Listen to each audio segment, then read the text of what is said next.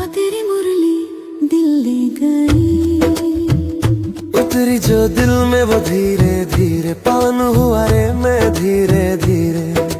बाबा तेरी मुरली दिल ले गई,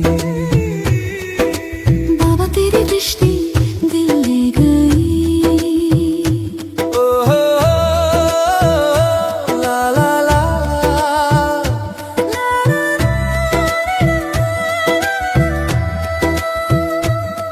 बाबा तुझसे मिलकर ये जाना है।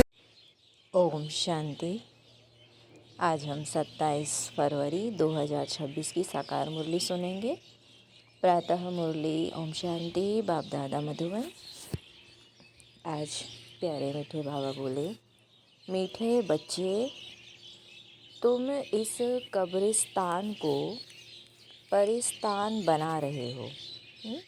क्या कहा शिव बाबा ने कि मीठे बच्चे, तुम इस कब्रिस्तान को परिस्तान बना रहे हो, इसलिए तुम्हारा इस पुरानी दुनिया कब्रिस्तान से पूरा पूरा वैराग्य चाहिए, है ना। इस देह और देह भान की दुनिया से बाबा ने क्या कहा, बच्चे तुम्हें पूरा पूरा वैराग्य चाहिए। प्रश्न है, बेहद का बाप अपने रूहानी बच्चों का वंडरफुल सर्वेंट है कैसे? बाबा ने पूछा कि बेहद का बाप कौन है? बेहद के दो बाप हैं, एक है निराकारी आत्माओं का बाप शिव बाबा, शिव बाप, और फिर कौन है साकार में प्रजापिता ब्रह्मा बाप, तो मनुष्य सृष्टि का बाप। इसीलिए बाबा ने कहा बेहद के दो बाप। तो बेहद का बाप अपने रूहानी बच्चों का वंडरफुल सर्वेंट है कैसे? उत्तर है, बाप कहते हैं, बच्चे मैं तुम्हारा धोबी हूँ। धोबी माने धोबी को तो क्या बोलते हैं? कपड़ा धुलाई करने वाला, है ना। यहाँ कौन से कपड़े की बात हो रही है? देह अभिमान रूपी कपड़े की। तो बाबा कहते, बच्चे मैं तुम्हारा धोबी हूँ, तुम बच्चों के तो क्या सारी दुनिया के छीछी गंदे वस्त्र सेकंड में साफ कर देता हूँ। आत्मा रूपी वस्त्र स्वच्छ बनने से शरीर भी शुद्ध मिलता है। ऐसा वंडरफुल सर्वेंट है जो मन मना भव के छू मंत्र से सबको सेकंड में साफ कर देता है। अच्छा, ओम शांति ओम शांति। ओम शांति का अर्थ बच्चों को बाप ने समझाया है। क्या समझाया? अहम आत्मा का स्वधर्म है शांत। शांति धाम जाने के लिए कोई पुरुषार्थ नहीं करना पड़ता है। आत्मा स्वयं शांत स्वरूप शांति धाम में रहने वाली है। हाँ, थोड़ा समय शांत रह सकती है। आत्मा कहती है, मैं कर्मेंद्रियों के बोझ से थक गई हूँ, मैं अपने स्वधर्म में टिक जाती हूँ, शरीर से अलग हो जाती हूँ। परंतु बाबा कहते, कर्म तो करना ही है, शांति में कहाँ तक बैठे रहेंगे। आत्मा कहती है, हम शांति देश के रहवासी हैं, सिर्फ यहाँ शरीर में आने से मैं टाकी बना हूँ। अहम आत्मा अविनाशी, मम शरीर है विनाशी। आत्मा पावन और पतित बनती है। सतयुग में 5 तत्व भी सतो प्रधान होते हैं। बाबा कहते, यहाँ तो 5 तत्व भी तमो प्रधान हैं। सोने में खाद पड़ने से क्या हुआ? बाबा ने क्या कहा कि सोने में खाद पड़ने से सोना पतित बन जाता है, फिर उनको साफ करने के लिए आग में डाला जाता है। इनका नाम ही है योग अग्नि। दुनिया में तो अनेक प्रकार के हठ योग आदि सिखलाते हैं, उनको योग अग्नि नहीं कहा जाता है। योग अग्नि यह है जिससे पाप जलते हैं। आत्मा को पति से पावन बनाने वाला परमात्मा है। बुलाते हैं, हे पतित पावन आओ। तो ड्रामा प्लान अनुसार सबको पतित तमो प्रधान बनना ही है। ये झाड़ है, इनका बीज रूप ऊपर में है। बाप को जब बुलाते हैं बुद्धि ऊपर चली जाती है, जिससे तुम वर्षा ले रहे हो, जो अब नीचे आया हुआ है। कहते हैं मुझे आना पड़ता है। मनुष्य सृष्टि का जो झाड़ है, अनेक वैरायटी धर्मों का, वह अब तमो प्रधान पतित है, जड़ जड़ीभूत अवस्था को पाया हुआ है। तो बाप बैठ बच्चों को समझाते हैं कि सतयुग में देवताएं, कलयुग में हैं असुर। बाकी असुर और देवताओं की लड़ाई लगी नहीं है। तुम इन आसुरी 5 विकारों पर योग बल से जीत पाते हो। बाकी कोई हिंसक लड़ाई की बात नहीं। तुम कोई भी प्रकार से हिंसा नहीं करते हो, कभी किसको हाथ भी नहीं लगाएंगे। तुम डबल अहिंसक हो।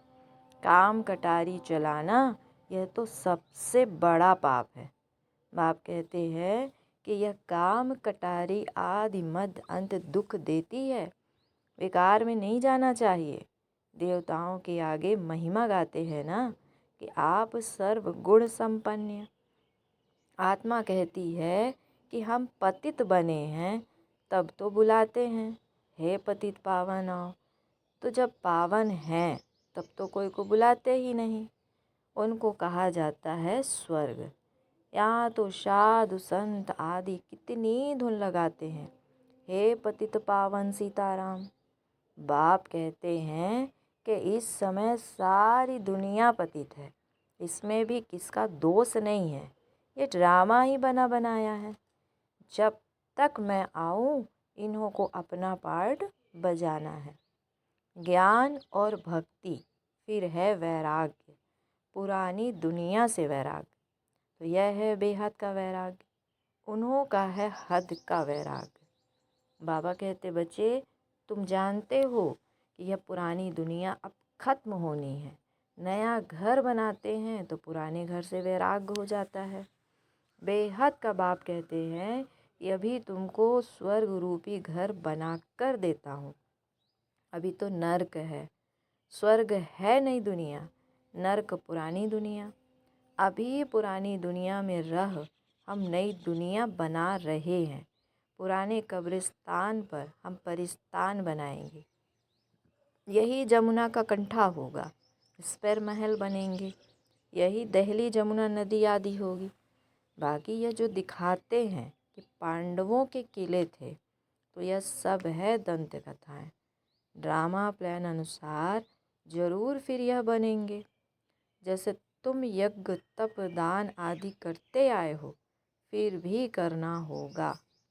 पहले तुम शिव की भक्ति करते हो, फर्स्ट क्लास मंदिर बनाते हो, उसको अब बाबा कहते उसको व्यभिचारी भक्ति कहा जाता है। अभी तुम ज्ञान मार्ग में हो, यह है अविचारी ज्ञान।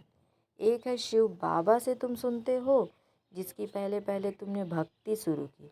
उस समय और कोई धर्म होते नहीं, तुम ही होते हो। तुम बहुत सुखी रहते हो। देवता धर्म बहुत सुख देने वाला है। नाम लेने से मुख मीठा हो जाता है। तो तुम एक बाप से ही ज्ञान सुनते हो। बाप कहते हैं और कोई से न सुनो, यह है तुम्हारा विचारी ज्ञान। बेहद के बाप के तुम बने हो, बाप से ही वर्षा मिलेगा, नंबरवार पुरुषार्थ अनुसार। बाप भी थोड़े समय के लिए साकार में आया हुआ है। कहते हैं मुझे ही तुम बच्चों को ज्ञान देना है। मेरा स्थायी शरीर है नहीं, मैं इसमें प्रवेश करता हूँ। शिव जयंती से फिर झट गीता जयंती हो जाती है, उनसे ही ज्ञान शुरू कर देते हैं। तो यह रूहानी विद्या तुमको सुप्रीम रूह ही दे रहे हैं। पानी की बात नहीं है, पानी को थोड़े ही ज्ञान कहेंगे। पतित से पावन ज्ञान से बनेंगे, पानी से थोड़े ही पावन बनेंगे। नदियाँ तो सारी दुनिया में है ही, यह तो ज्ञान सागर बाप आते हैं, इसमें प्रवेश कर नॉलेज सुनाते हैं। यहाँ जब कोई मरते हैं तो मुख में गंगा जल डालते हैं, समझते हैं यह जल है पति से पावन बनाने वाला, तो स्वर्ग में चला जाएगा। यहाँ भी गौमुख पर जाते हैं। वास्तव में गौमुख तुम चैतन्य हो। तुम्हारे मुख से ज्ञान अमृत निकलता है। गौ से दूध मिलता है, पानी की तो बात नहीं। बाबा क्या कहते हैं कि गौ से दूध मिलता है, पानी की तो बात नहीं। तो यह अभी तुमको पता पड़ा है। तुम जानते हो कि ड्रामा में जो एक बार हो गया है वह फिर 5000 वर्ष बाद होगा, हूबहू रिपीट। तो यह बाप बैठ समझाते हैं कि जो सभी का सदगति दाता है। अभी तो बाबा कहते हैं अभी तो सब दुर्गति में पड़े हैं। आगे तुम नहीं जानते थे कि रावण को क्यों जलाते हैं। अभी तुम समझते हो कि बेहद का दशहरा होना है। सारी सृष्टि पर रावण का राज्य है ना, तो यह सारी जो पृथ्वी है ना वह लंका है। रावण कोई हद में नहीं रहता। रावण राज्य सारी सृष्टि में है। भक्ति भी आधा कल्प चलती है। पहले होती है अव्यचारी भक्ति, फिर होती है व्यभिचारी भक्ति। व्यभिचारी भक्ति शुरू होती है। दशहरा, रक्षाबंधन आदि सब अभी के त्यौहार हैं। शिव जयंती के बाद होती है श्री कृष्ण जयंती। अभी श्री कृष्णपुरी स्थापन होती है। आज कंसपुरी में है, कल कृष्णपुरी में होंगे। श्री कृष्ण थोड़े ही यहाँ हो सकता है। बाबा कहते हैं कि श्री कृष्ण जन्म लेते ही हैं सतयुग में। वह है फर्स्ट प्रिंस। स्कूल में पढ़ने जाते हैं। जब बड़ा होता है तब गद्दी का मालिक बनता है। बाकी यह रास लीला आदि वह तो आपस में खुशी मनाते होंगे। बाकी श्री कृष्ण किसको बैठ ज्ञान सुनाए, यह वो कैसे सकता। सारी महिमा एक शिव बाबा की है जो पतितों को पावन बनाते हैं। तुम कोई बड़े ऑफिसर्स को समझाओ तो कहेंगे आप राइट कहती हो, परंतु वह और किसी को सुना ना सके, उनकी बात कोई सुनेगा नहीं। बीके बना और सब कहेंगे इनको तो जादू लग गया है। बीके का नाम सुना बस समझते हैं यह जादू करती होंगी। थोड़ा किसको ज्ञान दो तो कह देते यह बीके जादू लगाती हैं। बस यह तो सिवाय अपने दादा के और किसको मानती नहीं। भक्ति आदि कुछ नहीं करती। बाबा तो कहते किसको मना नहीं करना है कि भक्ति ना करो, आप ही छूट जाएगी। तुम भक्ति छोड़ते हो, विकार छोड़ते हो, इस पर ही हंगामा होता है। बाबा ने कहा है कि मैं रुद्र ज्ञान यज्ञ रचता हूँ। इसमें आसुर संप्रदाय के विघ्न पड़ते हैं। यह है शिव बाबा का बेहद का यज्ञ, जिसमें मनुष्य से देवता बनते हैं। गाया हुआ भी है, ज्ञान यज्ञ से विनाश ज्वाला प्रज्वलित हुई। जब पुरानी दुनिया विनाश हो तब तो तुम नई दुनिया में राज्य करेंगे। मनुष्य कहेंगे हम कहते हैं शांति हो और यह बीके कहती है विनाश हो। बाप कहते हैं, बाप समझाते हैं कि यह सारी पुरानी दुनिया इस ज्ञान यज्ञ में स्वाहा हो जाएगी। इस पुरानी दुनिया को आग लगनी है। नेचुरल कैलिमिटीज भी आएगी। विनाश तो होना ही है। सरसों मुआफिक सब मनुष्य पीसकर खत्म हो जाएंगे, बाकी आत्माएं बच जाएगी। यह तो कोई भी समझ सकते हैं कि आत्मा तो अविनाशी है। अब यह बेहद की होलिका होनी है जिसमें शरीर सब खत्म हो जाएंगे, बाकी आत्माएं पवित्र बन चली जाएगी। आग में चीज़ शुद्ध होती है ना। बाबा कहते हैं कि आग में चीज़ शुद्ध होती है ना, हवन करते हैं शुद्धता के लिए। तो वह सब है जिस्मानी बातें। अभी तो सारी दुनिया स्वाहा होनी है। विनाश के पहले जरूरी स्थापना हो जानी चाहिए। किसको भी समझाओ तो पहले बोलो कि स्थापना फिर विनाश। ब्रह्मा द्वारा स्थापना। प्रजापिता तो मशहूर है ना, आदि देव और आदि देवी। जगत अम्बा के भी लाखों मंदिर हैं। बाबा क्या कहते हैं, जगत अम्बा के भी लाखों मंदिर हैं, कितने मेले लगते हैं। तुम हो जगत अम्बा के बच्चे, ज्ञान ज्ञानेश्वरी, फिर बनेंगे राज राजेश्वरी। तुम बहुत धनवान बनते हो। फिर भक्ति मार्ग में लक्ष्मी से दीपमाला पर विनाशी धन मांगते हो। धनवान बनते हो, फिर क्या करते हो भक्ति मार्ग में? लक्ष्मी से दीपमाला पर विनाशी धन मांगते हो। यहाँ तो सब कुछ मिल जाता है। आयुष्मान भव, पुत्रवान भव। तुम जानते हो कि हमारी आयु 150 वर्ष की रहती है। बाप कहते हैं कि जितना योग लगाएंगे उतना आयु बढ़ती रहेगी। तुम ईश्वर से योग लगाकर योगेश्वर बनते हो। मनुष्य तो हैं भोगेश्वर। मनुष्य तो हैं भोगेश्वर। कहा भी जाता है भिखारी मूत पलीती कपड़ धोए। तो बाप कहते मुझे धोबी भी कहते हैं। मैं सब आत्माओं को आकर साफ करता हूँ, फिर शरीर भी नया शुद्ध मिलेगा। बाप कहते हैं कि मैं सेकंड में सारी दुनिया के कपड़े साफ कर देता हूँ। सिर्फ मन मनाभा होने से आत्मा और शरीर पवित्र बन जाएंगे। छू मंत्र है ना, सेकंड में जीवन मुक्ति। तो कितना सहज उपाय है। बाप को याद करो तो पावन बन जाएंगे। चलते फिरते सिर्फ बाप को याद करो, और कोई जरा भी तकलीफ़ तुमको नहीं देता हूँ। सिर्फ याद करना है। अभी तुम्हारी एक सेकंड में चढ़ती कला होती है। बाप कहते हैं मैं तुम बच्चों का सर्वेंट बनाया हूँ, तुमने ही बुलाया है। हे पतित पावनाओ, आकर हमको पावन बनाओ। अच्छा बच्चे, आया हूँ तो सर्वेंट हुआ ना। तुम जब बहुत पतित बनते हो तब ही ज़ोर से चिल्लाते हो। अब मैं आया हूँ, मैं कल्प कल्प आकर तुम बच्चों को यह मंत्र देता हूँ कि मुझे याद करो तो तुम पावन बन जाएंगे।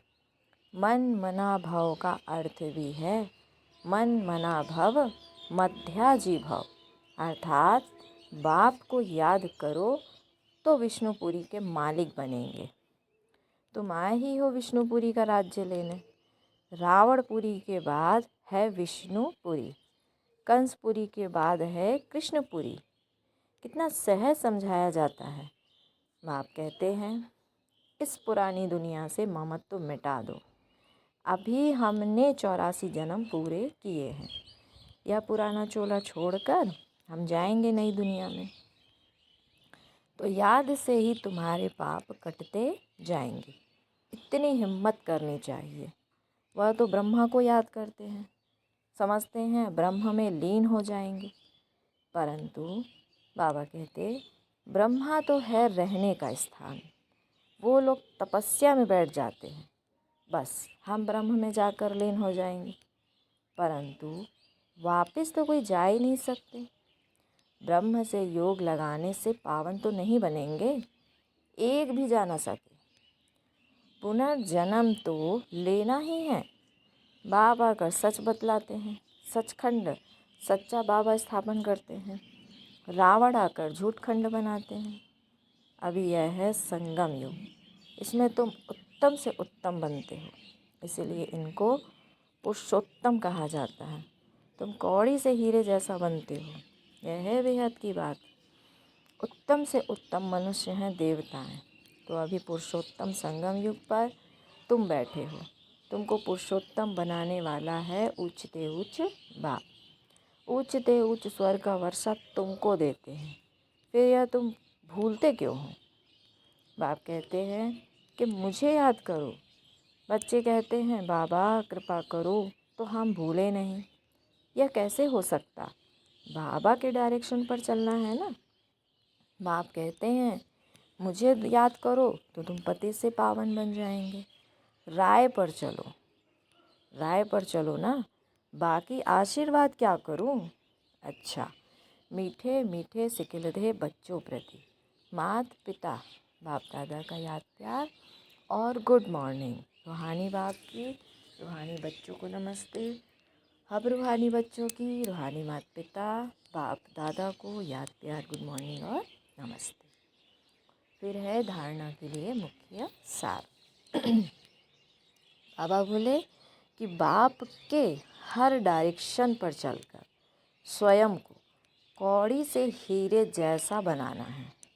एक बाप की याद में रह स्वयं के वस्त्रों को स्वच्छ बनाना है। बाबा ने क्या कहा? एक बाबा की याद में रह, स्वयं को, वस्त्रों को स्वच्छ बनाना है। दूसरा पॉइंट है, अब नए घर में चलना है, इसीलिए इस पुराने घर से बेहद का वैराग्य रखना है। नशा रहे कि इस पुराने कब्रिस्तान पर हम परिस्तान बनाएंगे। इस पुराने कब्रिस्तान पे हम क्या बनाएंगे? परिस्तान, अर्थात परियों का स्थान, ज्ञान परियों का स्थान। वरदान है, रहम की दृष्टि द्वारा घृणा दृष्टि को समाप्त करने वाले नॉलेजफुल भाव। रहम की दृष्टि द्वारा घृणा दृष्टि को समाप्त करने वाले नॉलेजफुल भाव। बाबा ने कहा कि जो बच्चे 1-2 के संस्कारों को जानकर संस्कार परिवर्तन की लगन में रहते हैं, कभी यह नहीं सोचते कि यह तो है ही ऐसे, उन्हें कहेंगे नॉलेजफुल। वे स्वयं को देखते और निर्विघ्न रहते हैं। उनके संस्कार बाप के समान रहम दिल के होते हैं। रहम की दृष्टि घृणा की दृष्टि को समाप्त कर देती है। तो ऐसे रहम दिल बच्चे कभी आपस में खिट नहीं करते। वे सपूत बनकर सबूत देते हैं। रहम दिल बच्चे कैसे होंगे? कभी आपस में खिट नहीं करते, वे सपूत बनकर सबूत देते हैं। ये हैं रहम वाले बच्चों की निशानी। स्लोगन है, सदा परमात्म चिंतन करने वाले ही बेफिक्र बादशाह हैं। सदा परमात्म चिंतन करने वाले ही बेफिक्र बादशाह हैं। उन्हें किसी भी प्रकार की चिंता नहीं हो सकती। उन्हें किसी भी प्रकार की चिंता नहीं हो सकती। अव्यक्ति सारे हैं, स्व उन्नति और सेवा की उन्नति दोनों में एक ने कहा, दूसरे ने हाजी किया। ऐसे सदा एकता और दृढ़ता से बढ़ते चलो। जैसे दादियों की एकता और दृढ़ता का संगठन पक्का है, ऐसे आप रत्नों का भी संगठन पक्का हो तो संगठन की शक्ति जो चाहे वह कर सकती है। संगठन की निशानी का यादगार है 5 पांडव। बाबा ने क्या कहा? संगठन की निशानी का यादगार क्या है? 5 पांडव। अच्छा, ओम शांति, ओम शांति।